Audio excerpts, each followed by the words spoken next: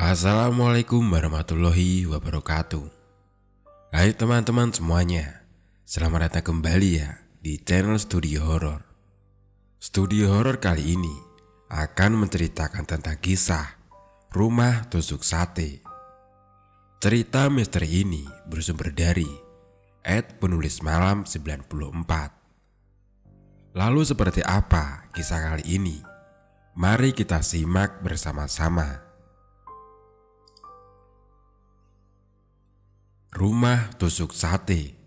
Musibah selalu datang menimpaku sejak aku membeli rumah itu.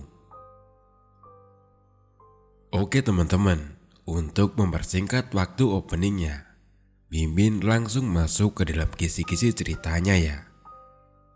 Cerita ini berlatar di tahun 2019, yang mana atasan Mimin Marcel bernama Pak Hamid.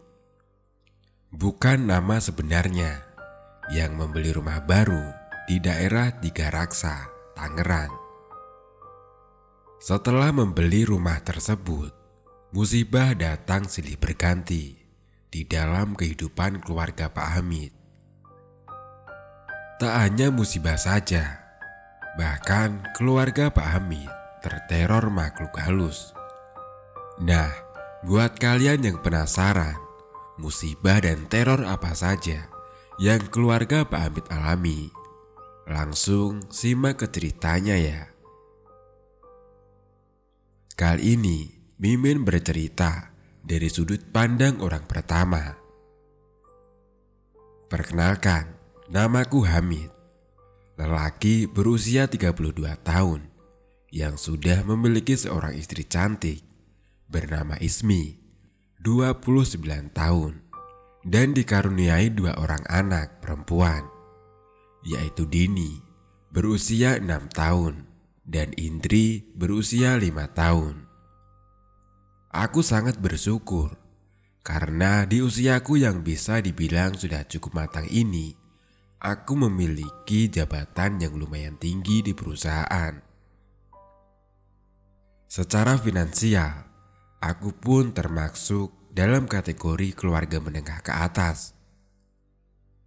Walaupun aku ini sudah berumur, berkeluarga, bahkan sudah mapan, ayahku masih saja memaksaku untuk tetap tinggal di rumahnya yang berada di kawasan Bogor. Ya, memang sih, sejak perceraian ayah dan ibuku dulu, ayah tidak pernah sekalipun membuka hati untuk wanita lain. Ia hanya fokus bekerja dan bekerja, supaya aku menjadi anak yang hebat kelak. Oleh sebab demikian, kedekatan batin antara aku dan ayah sangat erat. Setelah aku menikah dengan Ismi, ayah melarangku untuk membeli rumah karena dikhawatirkan aku tidak lagi fokus mengurus beliau. Lambat laun aku sudah dikaruniai 2 orang putri yang semakin bertumbuh besar. Mau tidak mau, aku harus membeli rumah sendiri karena di rumah ayah hanya memiliki 2 kamar tidur utama saja. Aku dan Ismi perlahan mencari rumah yang dekat dengan rumah ayah agar aku tetap bisa dekat dengannya. Namun, setelah beberapa kali melakukan survei di beberapa perumahan terdekat, Ismi merasa kurang sreg dengan lingkungannya. Aku pun tidak bisa memaksakan kehendakku terhadap Ismi karena selama ini ia sudah mengalah untuk tetap tinggal seatap bersama ayahku. Mas, mbok ya jangan di Bogor terus dah. Aku ini bosen loh. Ini kan rumah kita. Mosok sih mas mau terus-terusan nurutin kemauan bapak terus? Lah iya, kalau bapakmu akan hidup 100 tahun lamanya. Nek misale amit-amit beliau meninggal, ya mau ndak mau kita juga bakal tinggal sampai tua di Bogor toh mas, ujar Ismi sambil cemberut. Ya wes dek, saiki gimana maumu saja. Mas giliran yang ngalah. Tapi Mas mohon ya dek, setiap weekend Mbok ya ingat sama bapak di Bogor.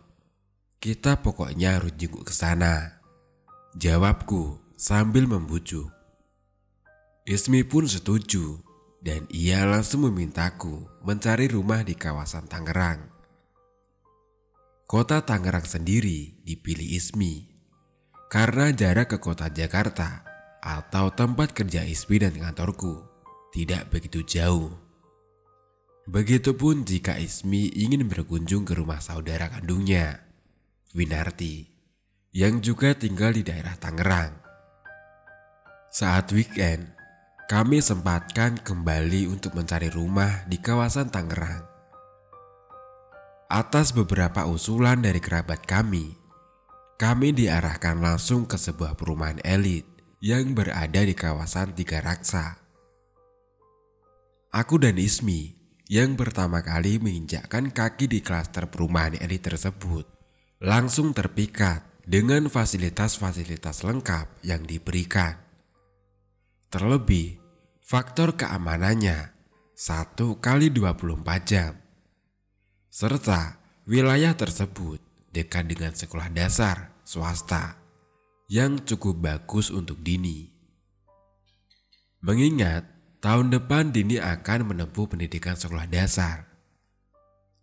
Wis toh Mas, sepertinya perumahan ini memang cocok untuk kita. Sekolah dasar untuk Dini dekat, mau ke pasar dekat, dan juga akses untuk kemanapun juga dekat, ucap Ismi meyakinkan. Kami berdua langsung menghampiri kantor pemasaran perumahan elit tersebut. Dan di sana kami ditawarkan beberapa rumah kosong yang siap huni. Kalau menurut saya, sebaiknya Bapak dan Ibu ambil rumah ini saja. Berhubungan rumah ini sudah hampir 3 tahun belum berpenghuni. Kami adakan diskon besar-besaran, bahkan sampai 35%, dan juga bebas biaya administrasi, serta free air conditioner plus TV LED 24 in. Jelas Fadil, seorang salesman sambil menunjukkan denah rumah kosong yang ternyata letaknya persis berada di tengah pertigaan jalan atau tusuk sate. Aku menoleh ke arah Ismi. Sebenarnya ada rasa ragu untukku mengambil rumah itu. Dek, apa ndak lebih baik ambil posisi rumah huk saja, atau rumah yang posisinya paling sudut dan otomatis ukuran tanahnya lebih luas sedikit? Tanyaku pelan. Ismi menggelengkan kepalanya dan terlihat ia sangat senang sekali dengan harga miring serta bonus yang didapatkan dari rumah itu. Ndak Mas, wis toh yang ini saja. Lumayanlah Mas, kita bisa menghemat uang tabungan kita loh. Sisanya bisa untuk biaya furnitur dan juga renovasi pemugaran rumah loh. Saat itu, aku sudah tidak bisa menolak lagi keinginan Ismi.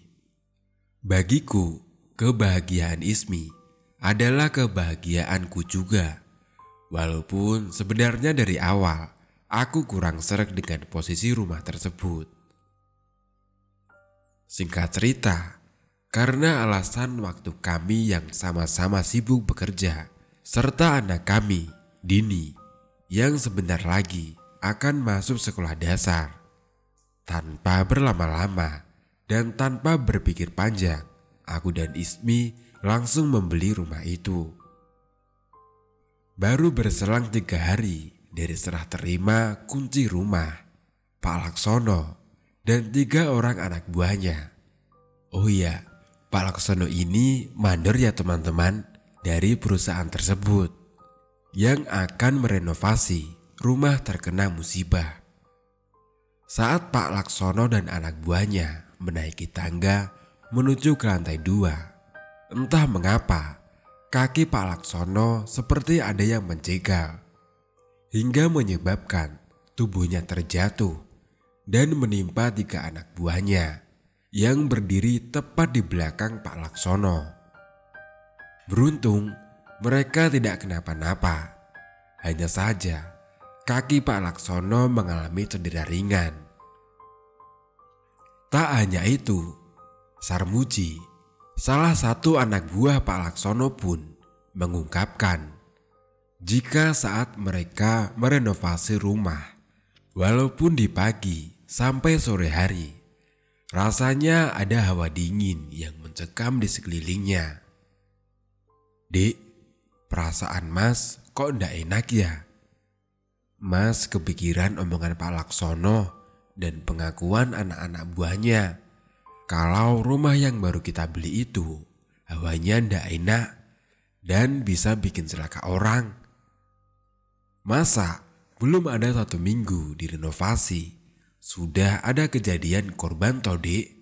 Apa ini ada sangkut pautnya ya dengan posisi rumah tusuk sate? Tanyaku. "Aduh mas, kamu itu aneh banget. Masa iya masih aja percaya mitos tusuk sate sih?" "Sudahlah mas, wong Pak Laksono hanya terjatuh biasa. Jangan dibesar-besarkan toh. Apalagi disangkut pautkan dengan hal di luar logika," jawab Ismi ketus. Aku tidak lagi berani mengungkit permasalahan itu. Aku yakin jika aku bersikeras dengan pemahamanku akan bisa menimbulkan konflik dengan Ismi istriku. Beberapa hari kemudian, Pak Laksono menelponku saat sedang di kantor.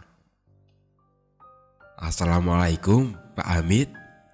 Sampean kemarin habis cek rumah ya? Kok tumben ndak ngasih tahu dulu? Oh iya, ngomong-ngomong, saya mau informasi saja Pak. Sepertinya semen dan ubin granit untuk bagian dapur kurang Pak.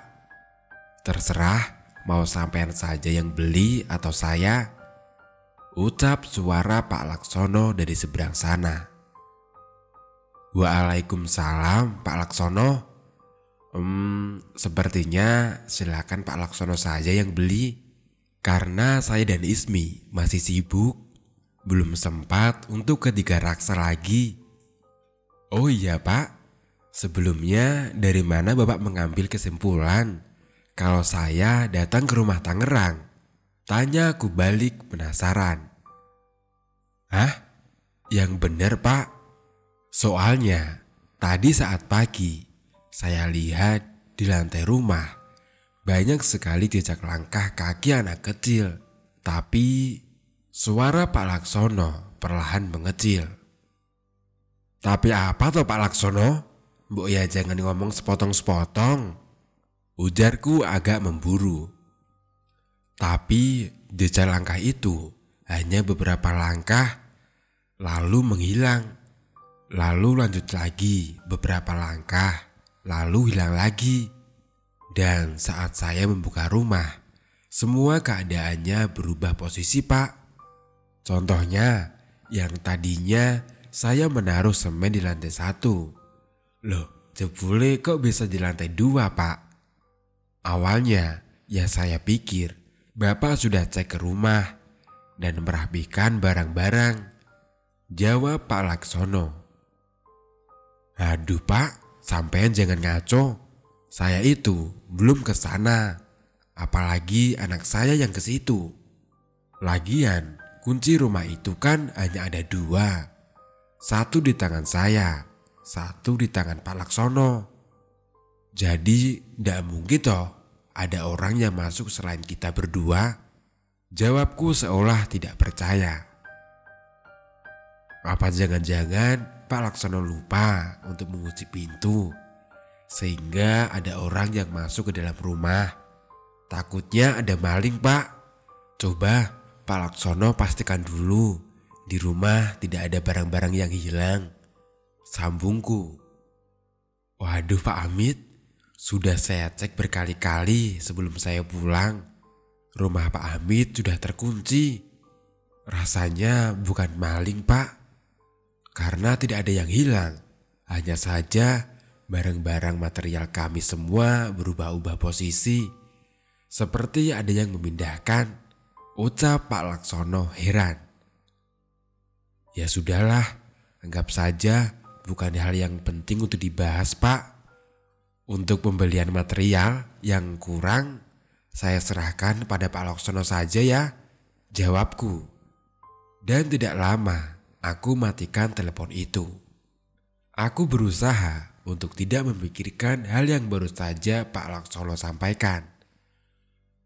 Barangkali benar, menurut Ismi, jika setelah diadakan acara tahlilan, mungkin rumah itu akan hilang dari segala macam penampakan. Dan wajar saja, namanya rumah 3 tahun tidak berpenghuni. Pasti ada penunggu tidak kasat mata yang tinggal di situ. Setelah kejadian aneh tersebut, memang semua serasa baik-baik saja. Sampai pada akhirnya, rumah itu pun telah selesai direnovasi. Rumah 2 lantai yang berukuran 10 kali 15 meter itu nampak terlihat megah dan kokoh dengan aksen modern minimalis. Namun siapa sangka jika rumah yang diidam-idamkan oleh istriku ternyata merupakan sebuah awal petaka baru yang tidak berkesudahan. Malam pertama di rumah baru, 2 anakku, Dini dan Indri, entah mengapa mengalami panas tinggi dan kejang-kejang. Aku serta Ismi sangat panik sekali, apalagi kejadian mereka sakit saat lewat tengah malam. Aduh mas, ayo bawa ke rumah sakit terdekat. Aku takut mas, 2 anak kita panas sekali badannya dan kejang-kejang, ucap Ismi panik. Dengan cepat, aku menstarter mobil dan langsung menancapkan gas ke rumah sakit, membawa kedua buah hatiku bersama Ismi. Beruntung, anakku cepat ditangani oleh dokter dan perawat di sana. Gak usah khawatir Pak Hamid, kedua anak Bapak hanya mengalami infeksi radang tenggorokan saja, hingga mengalami kenaikan suhu tubuh ekstrim yang menyebabkan kejang. Saat ini, kedua anak Bapak sedang beristirahat. Besok kita cek kembali bagaimana kesehatannya. Jika sudah membaik, bisa dibawa pulang kok, ucap si dokter. Ia menyarankan agar segera menebus obat dari apotik rumah sakit untuk Dini dan Indri, serta menyarankan agar kedua anakku lebih baik beristirahat saja dahulu di rumah sakit. Mas, biar aku saja yang jaga di rumah sakit. Mas besok harus kerja. Sebaiknya mas pulang saja dulu ke rumah. Biar besok aku izin kepada atasanku untuk libur, ucap Ismi mengalah. Akhirnya aku putuskan untuk tidak jadi menginap bersama dengan Ismi di rumah sakit. Aku lihat jam di handphoneku, sudah menunjukkan pukul 2:15 dini hari. Ya sudah dek, mas mau pulang dulu. Sepertinya masih sempat mas tidur 3 jam, supaya di kantor nanti mas gak ngantuk, ucapku sambil mencium kening istriku dan berpamitan untuk pulang. Sesampainya di rumah, aku langsung berjalan menuju ke kamar dan merebahkan badan. Lalu tiba-tiba, Papa, ayo temenin Indri main. Ayo Pak, temenin Indri. Suara anakku, Indri, jelas sekali terdengar di telingaku. Seketika aku bangun dan melihat ternyata pintu kamarku yang tadinya terkunci kini menjadi telah terbuka. Saat itu aku segera bergegas menuju ke kamar anak yang berada di lantai 1. Aku sendiri seolah lupa jika barusan Indri dan Dini sedang dirawat di rumah sakit bersama dengan mamanya. Kulihat ke dalam kamar anakku, dan ternyata semua sudah porak-poranda berantakan. Dan di lantai kamar terdapat banyak jejak kaki anak kecil. Astagfirullahaladzim, ya Allah, kedua anakku dan Ismi kan sedang dirawat, ucapku yang baru tersadar. Aku kemudian mengingat ucapan Pak Laksono jika ia melihat ada banyak jejak langkah anak kecil, dan kemudian membatin dalam hati, ya Allah, apa ini sama dengan yang Pak Laksono lihat sewaktu itu? Peluh mulai mengalir dari dahiku. Degup jantungku mulai tidak beraturan. Manakala aku mendengar persis di arah tangga suara anak kecil yang berlari-lari dan tertawa-tawa. Bola kecil yang biasa Dini dan Indri mainkan pun perlahan menggelinding ke arahku.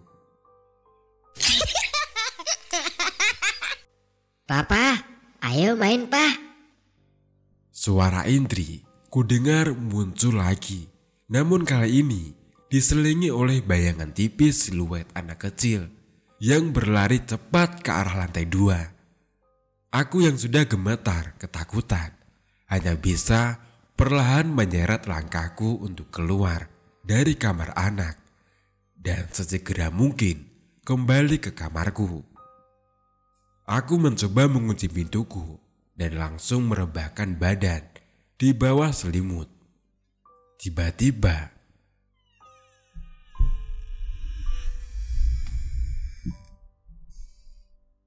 saat ku menoleh, pintu kamarku sudah kembali terbuka. Dirasa ada yang tidak beres. Aku kemudian menyalakan seluruh pencahayaan lampu dan menyetel televisi dengan suara yang bising sampai dengan pagi hari. Rasanya lelah sekali tubuh ini karena semalaman tidak tidur. Tapi mau tidak mau, aku harus tetap memaksa ke kantor di pagi harinya. Selagi di kantor, aku menyempatkan waktu menelepon Ismi istriku untuk menanyakan bagaimana keadaan Dini dan Indri. Syukurlah, ku dengar keadaan mereka berdua sudah membaik. Dan siang nanti, mereka sudah boleh diizinkan pulang oleh dokter. Mas, aku pulang duluan saja, naik transportasi online. Anak-anak sudah gak tahan berlama-lama di rumah sakit, jawab Ismi. Loh, apa ndak sebaiknya tunggu aku pulang saja? Biar nanti aku jemput dek, tanyaku khawatir. Ndak apa-apa mas, fokus saja bekerja. Mas, nganu, apa sebaiknya kita cari pembantu atau ART saja ya untuk menjaga Indri dan Dini? Tanya Ismi. Nanti saja ya dek, kita bahas di rumah. Sekarang mas kerja dulu. Sampai jumpa dek. Assalamualaikum, ucapku sambil menutup telepon. Sepulang kerja, sesampainya di rumah, pintu garasi dibuka oleh seseorang yang tidak aku kenali. Ia menatapku dengan tatapan tajam, tanpa ada senyum tersungging di bibirnya. Dek, itu yang barusan buka pintu garasi siapa toh? Tanyaku berbisik kepada Ismi. Walah, itu Mbak Darsi. Sebelumnya maaf loh mas, aku mengambil keputusan sebelah pihak begini karena aku pikir lebih cepat lebih baik jika ada ART di rumah ini untuk menjaga Indri dan Dini sampai dengan sore hari saja. Lagian aku sama kamu kan kerja. Kemarin juga masih ada bapak yang menemani Dini serta Indri, jawab Ismi pelan. Ya sudahlah dek, silahkan kamu atur saja, ucapku yang tidak mau terlalu ambil pusing. Karena di hari itu sudah merasa terlalu lelah. Aku langsung mandi ke lantai 2, membersihkan tubuhku. Dan setelahnya, aku memejamkan mata, berharap aku bisa tertidur lebih cepat. Hamid, Hamid, segera tinggalkan rumah ini, Hamid. Jika tidak, kau akan mati, Hamid.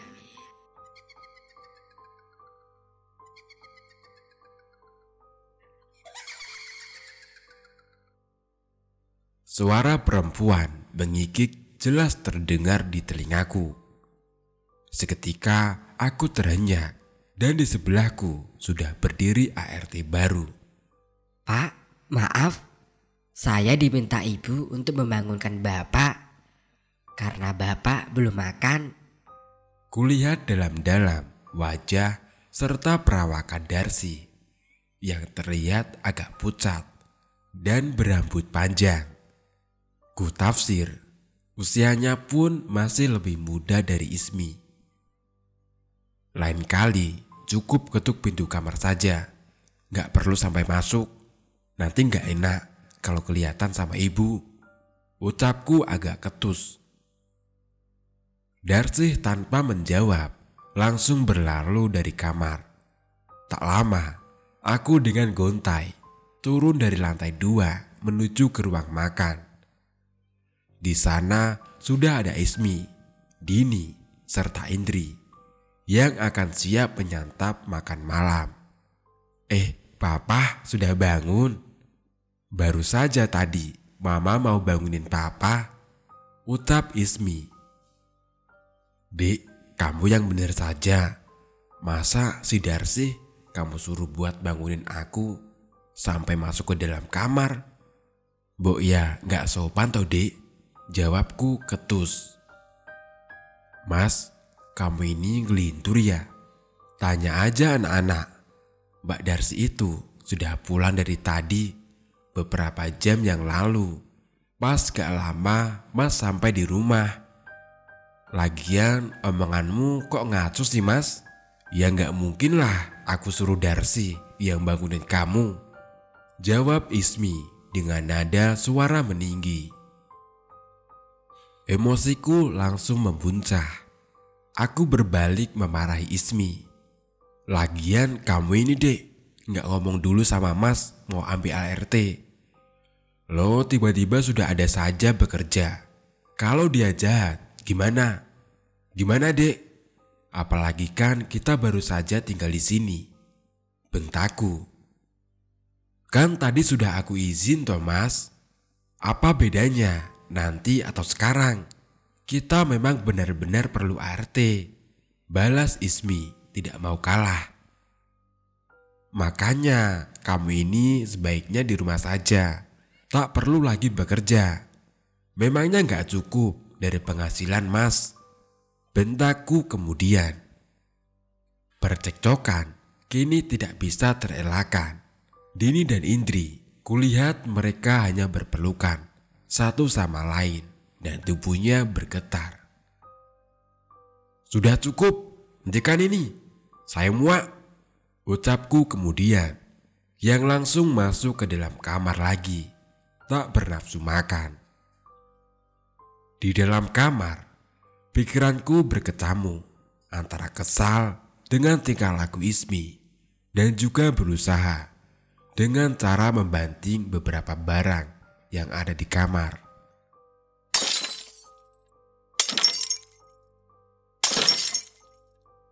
Mendengar hal gaduh, Ismi langsung berlari ke kamar menghampiriku. Masya Allah Mas, ada apa ini? Kenapa semua berantakan? Kamu ini kenapa toh Mas? Tanya Ismi. Mbak orang yang kesetanan. Aku malah kembali membentak-bentak Ismi. Rumah ini banyak setan Ismi. Aku pun sampai diteror hantu anak kecil di sini. Mungkin kamu gak akan percaya, tapi ini kenyataan Ismi, ucapku sambil menunjuk-nunjuk. Istighfar Mas, kamu ini kenapa jadi marah-marah terus? Tanya Ismi sambil terisak tangis. Aku yang masih diliputi emosi malam itu segera mengambil kunci mobil dan berlalu pergi ke rumah ayah yang berada di Bogor. Sepanjang perjalanan, aku bertanya-tanya dalam batin dan menyesali sikapku yang telah kelewatan kepada Ismi. Setibanya di rumah ayah, aku mengambil segelas air dan meneguknya sampai habis. Perasaanku masih saja gusar karena diliputi rasa bersalah kepada istriku, Ismi. Ayah yang dari tadi melihat perangaiku dengan lembut menanyakan, ada masalah apa? Sehingga malam-malam hari aku pulang ke Bogor tanpa didampingi oleh Ismi serta kedua buah hatiku. Aku menceritakan dari awal keanehan yang aku alami dan juga gangguan mistis karena berada di rumah tusuk sate tersebut. Ayah menganggukkan kepalanya, pertanda ia sudah mengetahui apa yang aku rasakan. Setelah aku selesai bercerita, ada rasa lega luar biasa saat aku bisa mengutarakan apa yang mengganjal. Ayah kemudian menyarankan, "Le, sebaiknya nanti sebelum acara syukuran rumah baru, kamu telepon juga ibumu. Hargai ibumu, Le. Sepertinya kamu sudah lama tidak berjumpa dengan beliau dan juga tak saling berkomunikasi."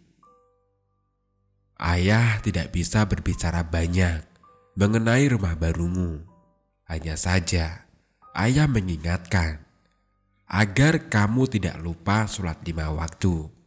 Rajin-rajinlah beribadah, Le, agar terhindar dari segala macam petaka. Saran ayah menenangkanku. Aku sempat menanyakan, apa maksudnya aku harus bertemu dengan ibu? Karena jujur saja, terakhir kali aku bertemu ibu saat lahiran anakku Indri. Aku memutuskan untuk tidak berkomunikasi dengan beliau karena menurutku ibu adalah orang yang agak aneh. Sejak aku masih kecil, ibu memang sering berkutat dengan hal-hal gaib. Bahkan sedari kecil, aku sering kali memergoki ibu melakukan ritual-ritual mistis di luar nalar, seperti membakar dupa dan bertapa di dalam kamar sampai berhari-hari. Ibu saat itu menjelaskan jika hal tersebut adalah tradisi ilmu kejawen turun-temurun dari nenek moyang untuk melindungi keluarga. Aku menebak-nebak jika mungkin salah satu alasan perceraian ayah dan ibu adalah hal tersebut.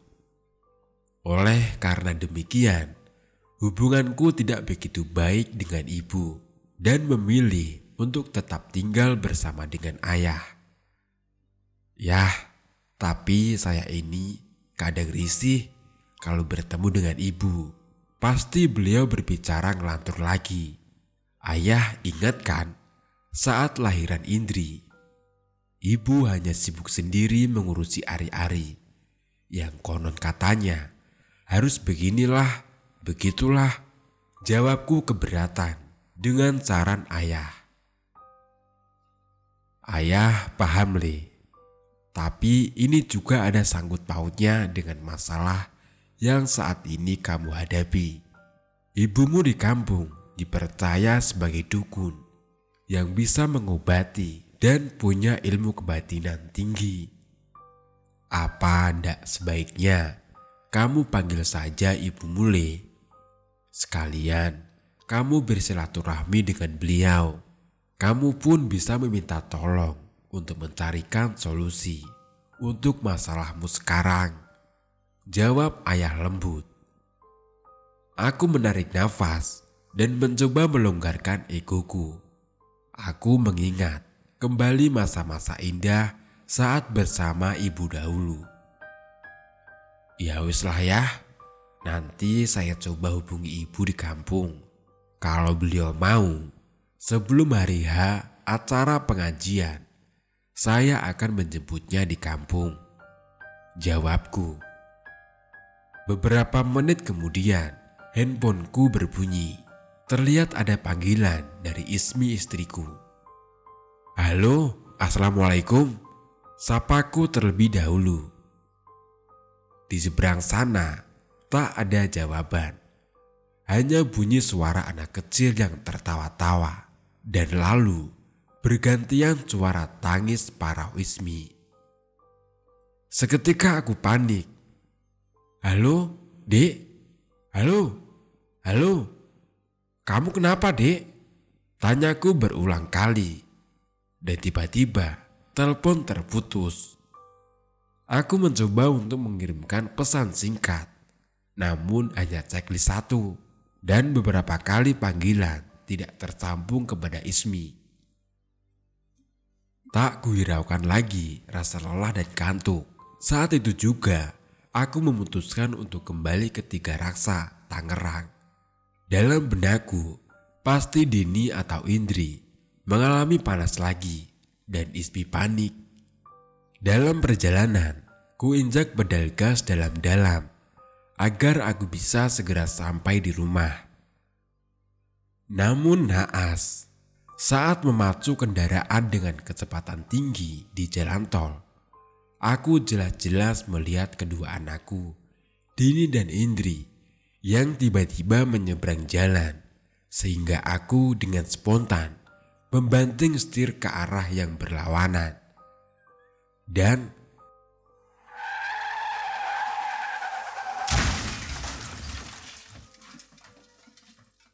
semua nampak menjadi gelap dan tubuhku menjadi sakit semua. Perlahan kubuka mataku dan kulihat di sekeliling sudah ada Ismi, kedua buah hatiku, dan juga dokter. Kenapa aku ini? Tanyaku parau. Alhamdulillah mas, kamu sudah sadar. Semalam kamu kecelakaan hebat. Beruntung kamu ndak apa-apa. Hanya kaki kiri dan tulang bahu yang patah. Ucap Ismi sambil menintikkan air mata. Papa udah bangun. Papa udah sehat lagi. Jawab Dini dan Indri yang langsung memelukku. Rasanya hatiku seperti luluh melihat kelegaan di raut wajah mereka. Aku bertekad kuat untuk bisa segera sembuh dari cederaku agar tidak menambah beban pikiran mereka dengan kondisiku. Dek, semalam kamu telepon mas ada apa toh sambil nangis? Tanyaku kemudian yang teringat peristiwa semalam. Maksudnya mas? Mas ndak ada telepon saya? Yang ada, saya berulang kali menelpon mas untuk pulang. Tetapi handphone mas mati. Selang beberapa jam, saya dapat telepon dari rumah sakit. Kalau mas kecelakaan di jalan tol. Jawab Ismi membuatku menghela nafas panjang. Aku membatin, rasanya jelas. Semalam Ismi menelponku sambil terisak tangis. Tapi ya sudahlah, aku pun tidak mau lagi membahas peristiwa itu. Yang terpenting saat ini, aku sudah bisa diberikan kesempatan hidup oleh Allah Ta'ala untuk memperbaiki amal ibadahku. Ku tepis rasa takutku mengingat kejadian semalam yang nampak di depan mataku saat mengemudikan mobil adalah Dini serta Indri. Sungguh, aku benar-benar takut jika akan ada sesuatu yang menimpa mereka. Setelah perawatan 3 hari lamanya di rumah sakit, aku diperbolehkan pulang. Keadaanku perlahan membaik, namun kaki kiriku masih diberi pen dan alat penyangga, sehingga untuk berjalan dan melakukan aktivitas aku masih perlu untuk dibantu oleh Ismi. Setibanya di rumah, semua berjalan seperti biasanya. Aku pun mengizinkan Ismi untuk kembali bekerja keesokan harinya dan tidak usah mengkhawatirkanku. Secara di rumah sudah ada Darsi, ART, yang menurutku bisa membantuku untuk sekedar mengambilkan makan atau minum. Nggak apa-apa, Dik. Silahkan kamu kerja saja. Kamu kemarin sudah izin libur lama karena mengurus Dini, Indri dan juga Mas. Mas bisa kok di rumah sendiri. Toh lagian ada Darsi yang bisa membantu. Sekedar mengambilkan makan atau minum, tuturku kepada Ismi. Ismi pun mengiyakan saranku. Hingga tibalah di suatu siang, aku yang merasa lapar, perlahan menyeret langkah kakiku menuju lantai 1 dan memanggil-manggil Darsi. Namun ia tak juga nampak. Pandanganku kemudian kuarahkan ke arah kamar Dini dan Indri. Mungkin saja ada Darsi di sana yang sedang bermain dengan mereka. Kebetulan saat itu pintu kamar Dini dan Indri tidak tertutup rapat, sehingga aku bisa mengintip dari celah pintu untuk sekedar memastikan apakah ada Darsi di situ. Seketika mataku terbelalak dibuatnya saat ku melihat Dini serta Indri berbicara dan tertawa-tawa dengan sosok wanita yang wajahnya mengerikan seperti kuntilanak. Rambut wanita itu terurai acak-acakan, wajahnya putih pucat, persis seperti mayat, dan memakai gaun putih yang kumal karena kotoran tanah. Bahkan untuk sepersekian detik, aku melihat jelas wanita itu adalah Darsi. Jantung ini mulai berdegup tak beraturan dan Pak, Bapak cari saya. ucap suara perempuan datar dari belakangku. Saat ku menoleh, sudah ada Darsi di sana. Aku mencoba mengucek-ngucek kedua mataku. Dan saat aku tengok ke dalam kamar Dini dan Indri, mereka berdua nyatanya sedang tidur siang. Iya, tadi saya cari kamu. Saya mau minta tolong, ambilkan saya makan, Darsi. Ucapku tergagap. Rasanya aku merasa tidak nyaman dengan kehadiran Darsi yang misterius. Bahkan aku sendiri tidak tahu bagaimana awal mula kedatangan Darsi. Aku baru teringat akan pesan ayah untuk menghubungi ibu di kampung. Segera aku mencoba menghubunginya. Sesudah beberapa tahun tidak berkomunikasi. Assalamualaikum, Bu. Ini Hamid. Ucapku pelan. Waalaikumsalam. Ya Allah, Nak. Kamu ini kenapa? Sudah lama ndak ada kabar. Nomor handphonemu ganti, Mbok ya bilang sama ibu. Kalau ibu kenapa-kenapa di sini, apa kamu ndak khawatir, Tomit? Cecarnya. Seketika ada rasa bersalah bercampur rindu di benakku. Mengingat sudah beberapa tahun ini tidak pernah berkomunikasi. Maafkan Hamid ya, Bu. Bu, Hamid minggu depan akan mengadakan acara tahlilan di rumah baru. Apa ibu berkenan datang ke rumah baru Hamid? Tanyaku. Iya, pasti anakku. Ibu akan datang, Nak. Ibu yang akan datang menemui kamu, atau kamu yang akan menjemput ibu, Mid? Tanyanya. Sebaiknya saya, Bu, yang akan menjemput ibu di kampung. Ibu sudah terlalu tua untuk naik turun bis sendirian. Jawabku.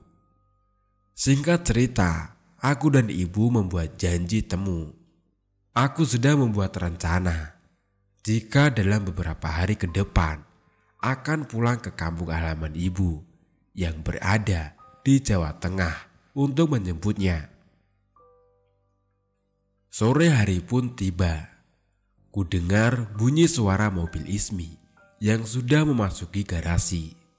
Ismi langsung melihat keadaanku di kamar dan dengan wajah yang sumringah ia berkata, "Mas, gimana keadaannya? Apa sudah agak baikan? Oh iya, aku tadi belikan sayur sop iga sapi untuk Mas dan anak-anak makan. Sebelumnya aku hangatkan dulu ya Mas, sopnya," ujar Ismi sambil berlalu ke dapur. Ada rasa lega melihat istriku Ismi sudah pulang dari kantornya. Setidaknya kini Darsi bisa pulang dan aku tidak merasa khawatir lagi dengan adanya Darsi di rumah. Setelah beberapa lama ku tunggu Ismi, tak jua terlihat kembali lagi ke kamar.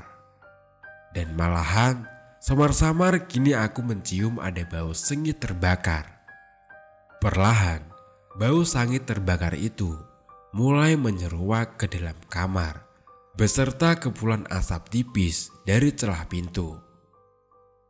Aku dengan sekuat tenaga mencoba bangkit dari tempat tidur dan menyeret kakiku yang patah untuk melihat ke lantai 1. Saat ku buka pintu kamar, dalam rumah kini sudah dipenuhi kepulan asap. Aku berteriak-teriak memanggil Ismi dan kedua buah hatiku untuk segera berlari keluar rumah. Astagfirullah, maaf Mas, Ismi lupa mematikan kompor. Ya Allah ya Rob, jawab Ismi yang keluar dari kamar Dini dan Indri. Langsung dengan cepat berlari ke arah dapur. Aku dengan pelan-pelan mengikuti langkah Ismi menuju dapur. Dan di sana kulihat si jago merah sudah membakar bagian dapur serta bagian belakang rumah. Beruntunglah karena letak rumahku ini berada tak jauh dari pos security. Aku bisa berteriak meminta pertolongan mereka untuk memadamkan kobaran api. Tak hanya rugi secara material saja, namun Ismi istriku, tangan kanannya mengalami luka bakar cukup parah, sehingga harus dilarikan ke rumah sakit. Aku menghela nafas panjang. Sial sekali rasanya, belum ada 1 bulan menempati rumah itu, aku sudah menemukan berbagai macam musibah. Belum sembuh cedera bahu dan kaki setelah kecelakaan. Kini giliran Ismi dan rumah belakang yang habis dilalap si jago merah, gumamku. Sepulangnya dari rumah sakit, aku melihat keadaan dalam rumah yang porak-poranda. Memang salahku. Saat aku bergegas ke rumah sakit, aku lupa mengunci pintu karena sudah keburu panik membawa istriku yang terkena luka bakar serius.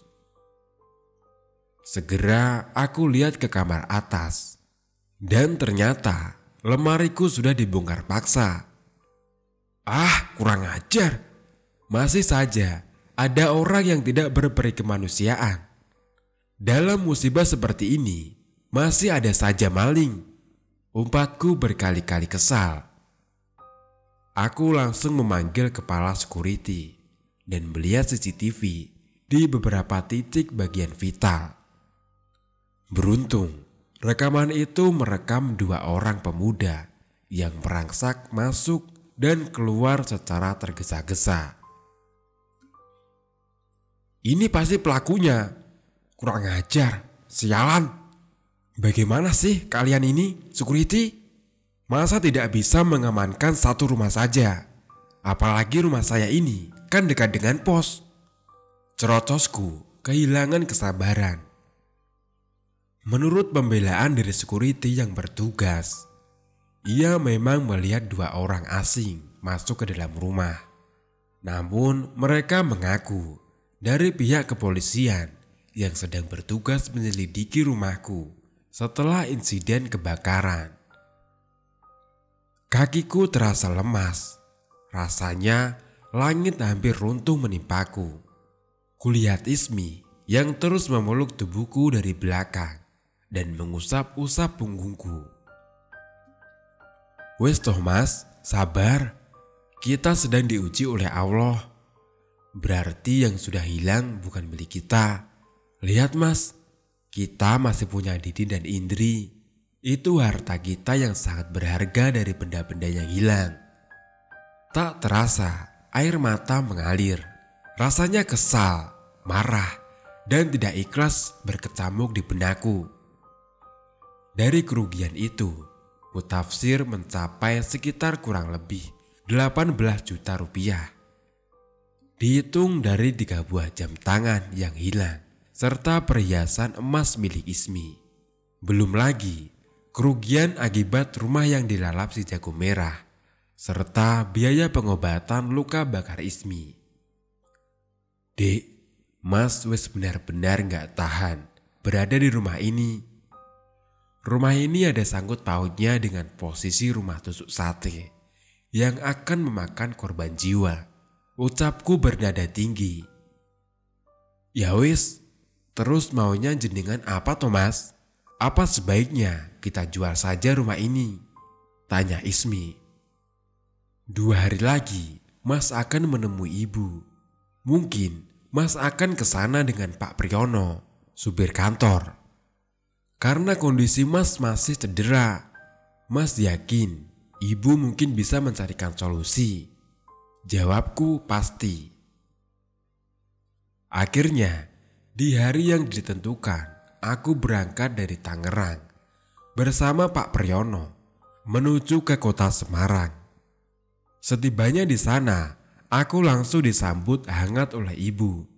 Tanpa banyak berbasa-basi, aku menceritakan kejadian demi kejadian naas yang menimpa keluargaku dan mengutarakan apa maksud dan tujuanku untuk mengajak ibu ke rumah. Ibu dengan seksama menyimak pembicaraanku dan tiba-tiba, "Shh, ternyata ada yang mengikutimu toh nak," ucapnya sambil menunjuk ke arah belakang tubuhku.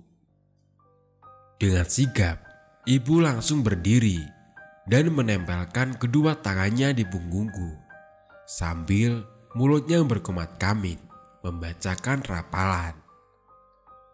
Tak lama, ada rasa panas luar biasa di punggungku, dan kemudian ada rasa mual yang luar biasa hingga aku memuntahkan isi perutku. "Hantu anak kecil yang mengganggu rupanya," jawab ibu datar. Aku terhenyak dan seketika bulu kuduku merinding. Anak itu janin yang tidak diharapkan. Ia mati di dalam kandungan ibunya karena ibunya bunuh diri terlebih dahulu. Seharusnya arwah ibunya pun masih berada di sekitar hantu anak kecil itu. "Apa kamu merasa ada keanehan di sekitar rumahmu, Hamid?" tanya ibu. Seketika aku mengingat wajah menyeramkan Darsi saat di kamar kedua buah hatiku. Bu Darsi? Darsi bu? Jangan-jangan ia setan?" ucapku tergagap. Mendengar nama Darsi, wajah ibu menjadi serius, seperti ia mengetahui sesuatu. "Nak, ayo, lekaslah bawa ibu ke rumahmu sebelum semuanya terlambat," jawab ibu tergesa-gesa, lalu segera memasukkan pakaiannya ke dalam tas lusuh dan membawa sebuah minyak yang ia simpan dalam laci. Aku mencoba dengan sekuat tenaga bergantian membawa mobil dengan Pak Priyono, mengingat sedari pagi ia sudah kelelahan membawa mobil dari Tangerang menuju Semarang. Dan di hari yang sama itu pula, aku serta ibu memaksa kembali lagi dari Semarang ke Tangerang. "Nak, dengar ibu baik-baik. Rumah tusuk sate itu dianggap lokasi pembawa sial dan juga seperti magnet bagi makhluk halus. Apalagi rumah itu sudah tidak berpenghuni selama 3 tahun. Itu bahaya sekali, Nak.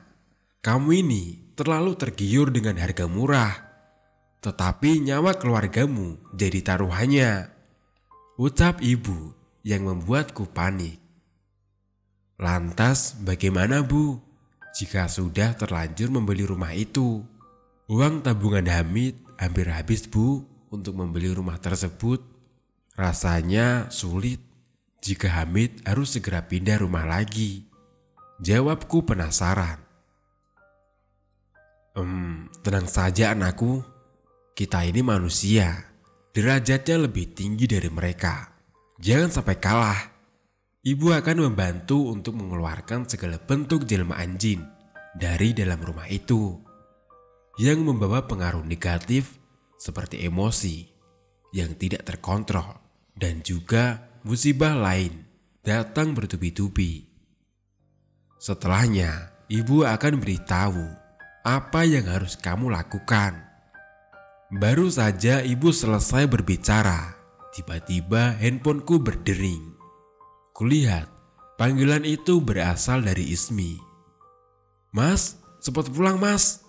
Dini dan Indri kembali kejang-kejang. Aku benar-benar takut mas. Setelah sebelumnya aku melihat dengan mata kepalaku sendiri. Buatkan kopi hitam dan segera beri kepada Dini, Indri. Itu salah satu bentuk pertolongan pertama untuk sakit kejang-kejang pada anak. Kami semua sangat panik. Mobil pun dipacu dengan kecepatan hampir maksimal. Beruntung kami bisa selamat sampai di Tangerang. Aku dan ibu segera menemui Ismi yang sudah berada di rumah sakit. Di sana kulihat dua buah hatiku sudah tertidur pulas. Gimana dek keadaan anakku? Tanyaku gugup.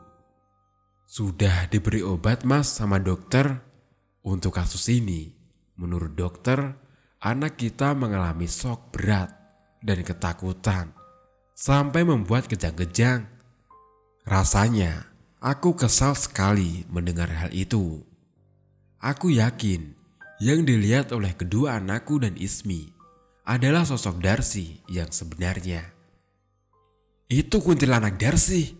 Coba kamu ingat lagi, bagaimana kamu bisa bertemu dengan dia? Setus ibu. Gimana ya bu? Kok saya malah jadi lupa? Saya bahkan tidak ingat siapa Darsi, jawab Ismi seperti orang kebingungan. Ya Allah dek, Darsi itu ART kita. Ingat ndak? Kamu ditelepon minta izin sama mas untuk punya ART. Sehabis Dini dan Indri masuk ke rumah sakit, tanyaku memburu. Loh, tapi saya benar-benar ndak ingat mas. Seingat saya gak ada siapa-siapa lagi di rumah. Ucapan dari Ismi membuatku sangat terkejut. Rasanya tidak mungkin kalau ia tidak ingat. Ya wis, dari mulai nanti malam siapkan ibu satu kamar kosong. Tolong siapapun jangan masuk ke kamar itu sebelum ibu keluar sendiri. Sebelumnya, oleskan minyak ini di kedua alis cucuku supaya tidak lagi melihat makhluk halus dan supaya mereka lupa dengan apa yang telah mereka lihat barusan, ucap ibu. Setelah itu, aku mengantar ibu ke rumah terlebih dahulu dan kembali lagi ke rumah sakit. Aduh, piuh, wong kai sini yo istana demit. Ndak main-main ini energi negatifnya, ucap ibu begitu sampai di muka rumahku. Masuk ke dalam rumah, mulut ibu kembali berkumat kamit, membaca rapalan doa. Dan kemudian aku jelas mendengar suara cekikikan kuntilanak yang melengking. Wes, rasa wedi, ada ibu sekarang di rumah ini. Coba kamu tunjukin di mana kamar untuk ibu nak, ucap ibu mencoba menenangkanku. Aku kemudian memilih sebuah kamar tamu yang berada dekat dengan kamar anak di lantai 1. Tak lama, aku pun kembali pamit kepada ibu untuk bermalam di rumah sakit. Aku berinisiatif untuk merahasiakan apa yang ada di rumah itu kepada Ismi. Aku khawatir kalau nanti Ismi akan semakin kepikiran yang tidak-tidak. 2 hari kemudian, aku membawa pulang Dini, Indri, dan Ismi kembali ke rumah. Kulihat kamar tamu masih tertutup rapat. Ada rasa khawatir di diriku, barangkali ada sesuatu yang terjadi sama ibu. "Mas, kamu sedang memikirkan ibu ya?" tanya Ismi. "Iya dek, ibu belum juga keluar nampaknya." Sebenarnya dari dulu sudah sering kali ibu seperti itu. Hidupnya banyak dipakai untuk bersemedi, jawabku. Tepat di jam 6 sore, pintu kamar tamu terbuka. Kulihat ibu yang berpeluh bercucuran keringat dan wajahnya sangat kelelahan. "Bu, saya ambilkan minum ya," ucapku yang segera memberikan teh manis hangat kepada ibu. Ibu tersenyum dan berkata, "Terima kasih nak, ibu ndak apa-apa kok, cuma sedikit kelelahan saja," jawabnya. Ibu habis memindahkan satu persatu memedi demit yang menunggui rumah ini. Dari mulai kuntilanak, hantu anak kecil, pocong, dan semua yang ada di rumah ini. Ibu pindahkan dengan cara rogo sukmo. Tetapi ini belumlah selesai. Kamu harus mengadakan doa syukuran terlebih dahulu untuk memagari rumah ini dari segala bentuk gangguan lagi.